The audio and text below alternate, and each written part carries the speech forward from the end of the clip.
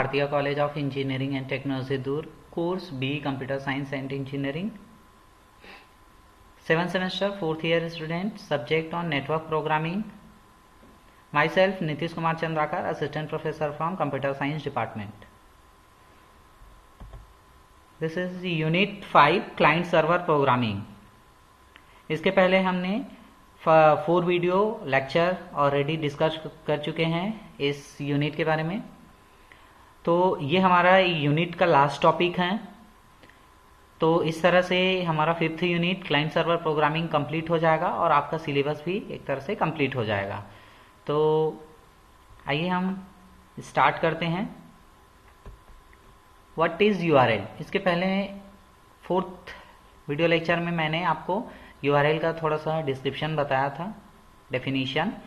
अब हम उसको थोड़ा सा डिस्क्राइब करेंगे कि एक्चुअल में यूआरएल होता क्या है, कैसे वर्क करता है। Components of a URL. URL के कंपोनेंट्स क्या क्या होते हैं? यूआरएल तो सबसे पहले आपको पता होना चाहिए कि यूआरएल जो होता है एक यूनिफॉर्म रिसोर्स लोकेटर होता है, जो कि एक स्पेसिफिक रिसोर्स को पॉइंट आउट करता है। अगर आपको नेट या www जो वर्ल्ड वाइड वेब है उसमें अगर किसी वेब डॉक्यूमेंट को सर्च करना है या कोई भी रिसोर्सेज जितने अवेलेबल है उसमें से पर्टिकुलर किसी रिसोर्स को आपको सर्च करना है, तो आप यूआरएल का एड्रेस बार होता है, यूआरएल एड्रेस बार, वहाँ पे आप उसको लिखते हैं और उसके थ्रू क्या किया जाता है, उसको सर्च करके दिया जाता है, रिट्रीव कर लिया जाता है। तो a URL can have many forms. URL जो होता है वो बहुत मेनी फॉर्म्स होते हैं, हो सकते हैं। The most general however follows 3 component system. तो जनरली जो होता है ये 3 कंपोनेंट सिस्टम्स होते हैं। फर्स्ट होता है protocol, HTTP is the protocol here. तो फर्स्ट होता है आपका प्रोटोकॉल। अब इसमें क्या क्या होते हैं? होस्ट नेम रहेगा। सेकंड, नेक्स्ट होता है फाइल नेम। जैसे कि हम देखे थे, सबसे पहले HTTP लिखे थे, उसके बाद www.greek.org, इस तरह से greekstudy.org इस तरह से लिखे थे, तो वो होस्ट मशीन नेम था। पहले लिखे थे वो प्रोटोकॉल था, उसके बाद हम फाइल नेम लिखे थे। तो सेम वही होता है HTTP। प्रोटोकॉल मतलब HTTP is a protocol here, host name is a name of the machine on which the resource lives. ठीक है, ये मशीन का नाम होता है जो कि रिसोर्स लाइव पर अवेलेबल होते हैं। Next one is a file name, the path name to the file on the machine. तो फाइल नेम जो होता है वो मशीन में कौन से जगह पर लोकेट है उसको आइडेंटिफाई करता है। पाथ नेम मीन्स मशीन में वो फाइल कौन से जगह पर अवेलेबल है उसको रिप्रेजेंट करेगा file name. Next one is a port number. Port number जो होता है वो हर एक एप्लीकेशंस का अपना अलग पोर्ट नंबर होता है, और ये पोर्ट नंबर जो है वो यूनिक होता है। उसी के थ्रू आपका जो रिक्वेस्ट और रिस्पॉन्स है वो किया जाएगा। अब पोर्ट नंबर आपको पता है, मान लो मैंने www वेब ब्राउज़र ओपन किया, वहाँ पे एक टैब में मैंने yahoo.com ओपन किया, याहू मेल, दूसरे में जीमेल ओपन किया, तीसरे में फेसबुक ओपन किया। तो मेरा ये तीनों जो है अलग अलग क्या है, वेब पेजेस है, साइट्स हैं। तो सभी का पोर्ट नंबर होता है। याहू का अलग पोर्ट नंबर होगा, जीमेल का अलग पोर्ट नंबर होगा, और आपका फेसबुक है उसका अलग पोर्ट नंबर होगा। तभी तो आप जब याहू से मेल करते हो तो आपका रिस्पॉन्स जो है याहू में आएगा। अगर आपके पास 3 पोर्ट अलग अलग वेबसाइट अगर ओपन है तो जिसमें आप रिप्लाई करेंगे उसी में वापस आएगा। क्यों? क्योंकि पोर्ट नंबर के थ्रू वो आइडेंटिफाई कर लेता है, क्योंकि सिस्टम तो एक ही है। सिस्टम में तो 3 अलग अलग क्या बोलते हैं वेब एप्लीकेशन ओपन रहेंगे। तो इस तरह से port number to which to connect, typically optional, ये ऑप्शनल होता है, इसको ऐड भी कर सकते हो, नहीं भी कर सकते हैं। So this is the components here. Next, some constructors for URL class. कुछ कंस्ट्रक्टर्स हैं URL क्लास के लिए, कुछ कंस्ट्रक्टर्स होते हैं। उसमें से फर्स्ट होता है URL string address, throws malformed URL exceptions, इस तरह का एक कंस्ट्रक्टर रहेगा। It creates URL object from specified string, ये जो है एक ऑब्जेक्ट क्रिएट करता है जो एक स्पेसिफाइड स्ट्रिंग के लिए होता है। Next URL string protocol, string host, string file, यहाँ पे स्ट्रिंग प्रोटोकॉल रहेगा, स्ट्रिंग होस्ट रहेगा और स्ट्रिंग फाइल रहेगा। So this is a create a URL object, ये एक URL ऑब्जेक्ट क्रिएट करेगा from the specified protocol, host and file name से। So third one is the URL string protocol, string host, int port and string files. This is a 4 parameters. So this one is creates URL objects from protocol, host, port and file name.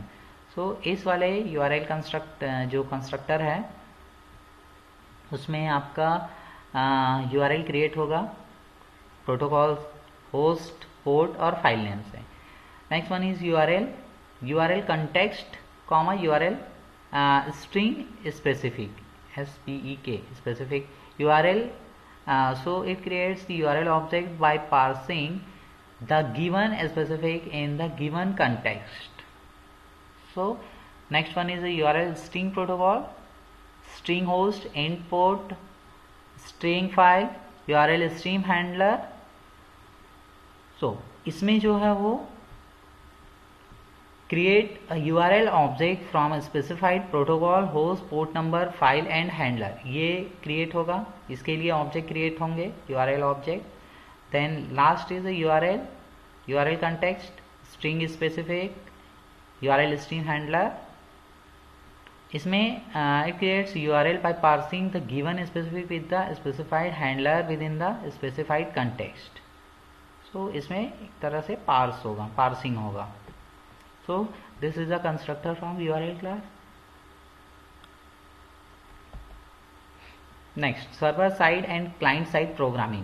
अब हम already previous lecture में हम server side programming language और client side programming language के बारे में already discuss कर चुके हैं, तो उतना हम ब्रीफ डिस्कस नहीं करेंगे, नॉर्मली ओवरव्यू हम देखते हैं। सर्वर साइड प्रोग्रामिंग में क्या होगा, it is the program that runs on server, ये एक ऐसा प्रोग्राम है जो सर्वर साइड पे प्रोग्रामिंग होगा, dealing with the generation of content of the web page, जो कि वेब पेज के जो कंटेंट रहते हैं उसको सर्च करके हमको देने के लिए, हमको डील करने के लिए यूज किया जाता है। So first is a quarrying the database. सबसे पहले आप अगर प्रोग्रामिंग करते हैं सर्वर साइड के लिए, तो जो डेटाबेस में जो क्वेरी यूज होने वाला है उसके लिए आप उसका प्रोग्रामिंग करेंगे। Second one is operations over database, database में जितने भी ऑपरेशंस यूज होंगे उसका आप कोडिंग करेंगे।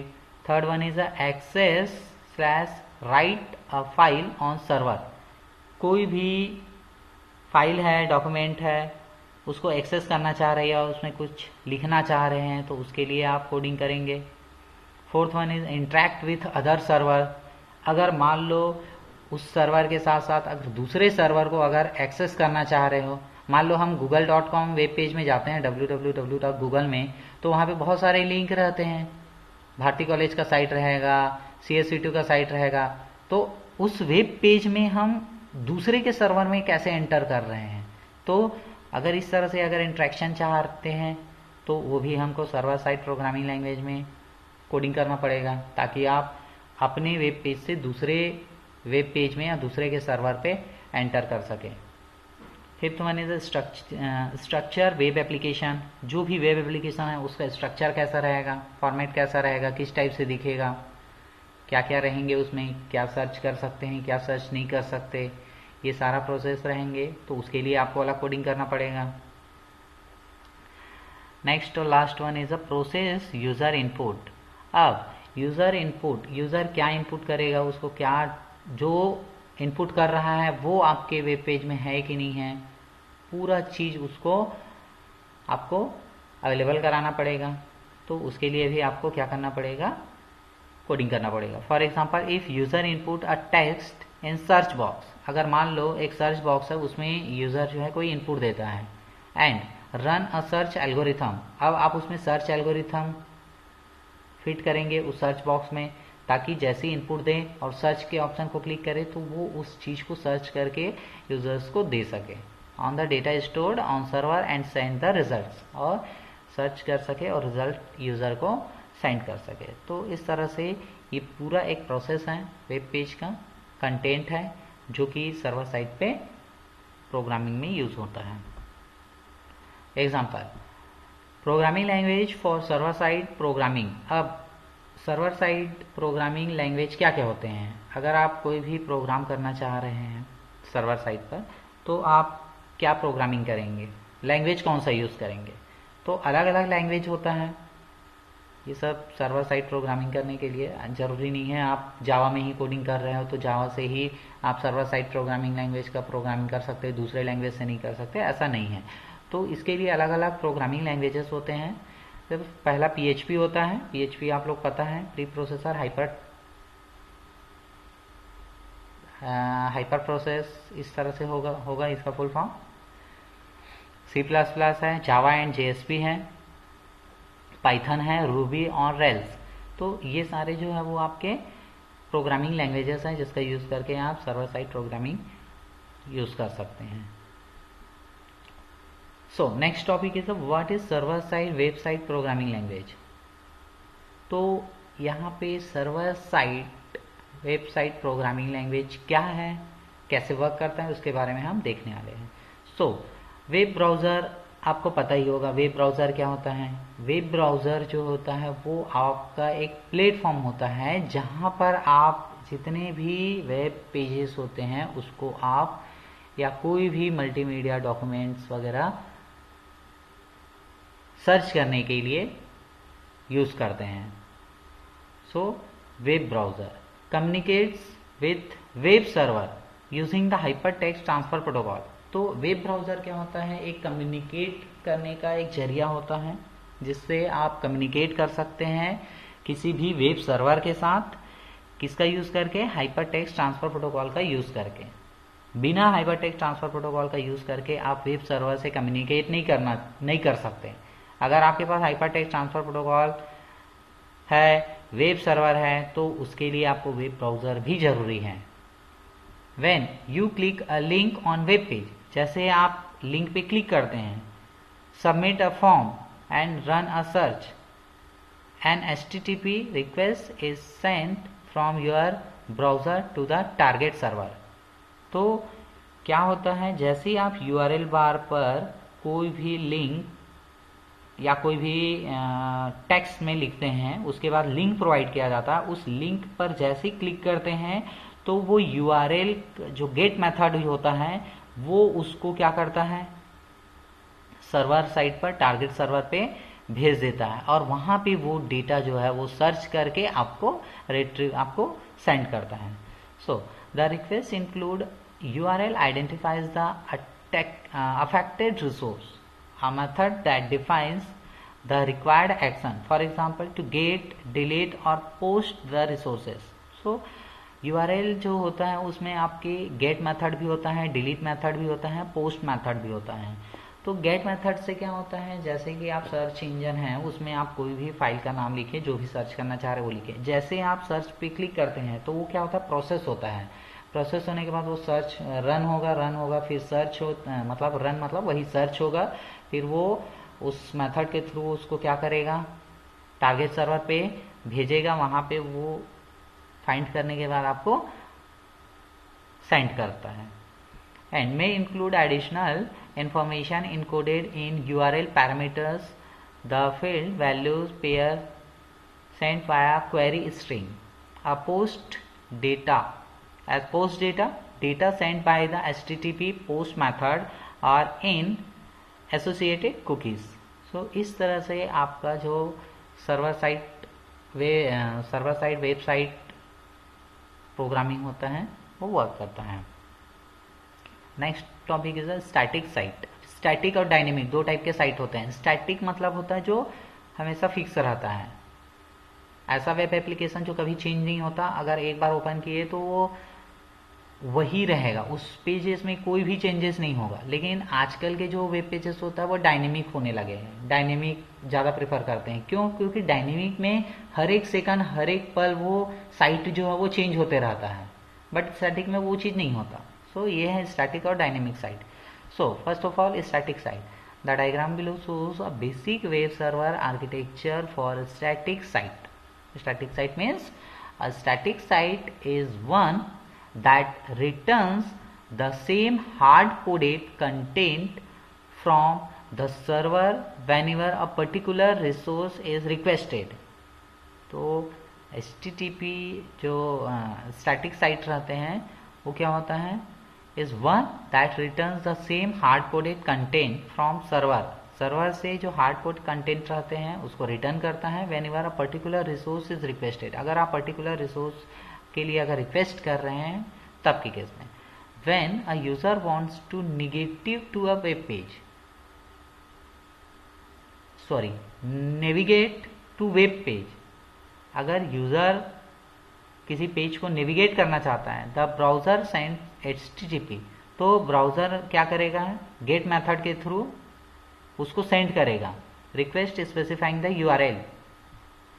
The server retrieves, server side server में जाएगा, वो रिट्रीव करेगा दैट रिक्वेस्ट, उस रिक्वेस्ट को रिट्रीव करेगा and from its file system, उस फाइल सिस्टम से, and returns on HTTP response containing the document. अब उसी HTTP से वो जो कंटेंट सर्च करेगा वेब सर्वर से, उसी को वो HTTP रिस्पॉन्ड करेगा containing a document and success status usually 200 okay. इस तरह से उसी HTTP के थ्रू जो डॉक्यूमेंट है या जो कंटेक्स्ट जो टेक्स्ट है, कंटेंट है, उसको सेंड करेगा। If the file can not be retrieve for some reason, अगर किसी रीजन से अगर फाइल रिट्रीव नहीं होता है, कभी कभी वो सर्वर डाउन हो जाता है या बहुत ज़्यादा लोड हो जाता है सर्वर पर, तो कोई भी फाइल को सर्च करने में बहुत टाइम लेता है, देखे होंगे आप लोग, फेस किए होंगे। तो क्या मारेगा? एक एरर मैसेज जनरेट करेगा and error status is return, एक एरर मैसेज जो है वो रिटर्न कर देगा कि आप इस पेज तक नहीं पहुंच सकते, you can't access this web page या डिस्प्लेड वेब पेज, इस तरह से आपका मैसेज जनरेट होता है। सो ये स्टैटिक साइट। अब स्टैटिक साइट इस तरह से रहेगा आपके, सबसे पहले यहाँ पर फाइल्स रहेगा, ये आपका सर्वर साइट है, ये क्लाइंट साइट है। तो सर्वर साइट से क्लाइंट साइड में कैसे जाएगा? यहाँ पर pre created HTML CSS JavaScript other files ये रहेंगे। इसके बाद यहाँ पर वेब सर्वर रहेगा, वेब सर्वर से वो फाइल को सर्च किया जाएगा, ये सारे लैंग्वेजेस यूज होते हैं उस सर्च करने के लिए। यहाँ से HTTP रेस्पॉन्ड करेगा वेब ब्राउजर को, और ये वेब ब्राउजर जो है वो क्लाइंट का वेब ब्राउजर है। अब फिर से यहाँ से अगर आपको क्लाइंट जो है अगर कोई रिक्वेस्ट एक्सेस करता है, उसको अगर कोई भी डॉक्यूमेंट चाहिए, तो सबसे पहले वो HTTP रिक्वेस्ट करेगा। HTTP रिक्वेस्ट करने के बाद ये सर्वर के पास जाता है, वेब सर्वर के पास। वेब सर्वर में जाने के बाद ये बहुत सारे ये इसमें कोडिंग हो रहता है, ये प्रोग्रामिंग होते हैं, ये सब HTML CSS जावास्क्रिप्ट ये है, वेब पेज प्रोग्रामिंग लैंग्वेज है। तो यहाँ से वो क्या करेगा? डेटाबेस से सर्वर फैच करेगा, फैच करने के बाद वापस वेब सर्वर में आएगा, वेब सर्वर उसको HTTP उसी HTTP के थ्रू रिस्पॉन्स करेगा, और ये यूजर जो क्लाइंट रहेगा उसको प्राप्त हो जाता है, रिट्रीव हो जाता है। तो इस तरह से स्टैटिक साइट जो है वो वर्क करता है। आई होप टॉपिक आपको क्लियर होगा, और इस तरह से आपका यूनिट 5 कंप्लीट हो गया। यूनिट 5 में अगर किसी भी टाइप का कुछ भी डाउट है तो आप कमेंट में पूछ सकते हैं। तो थैंक यू स्टूडेंट।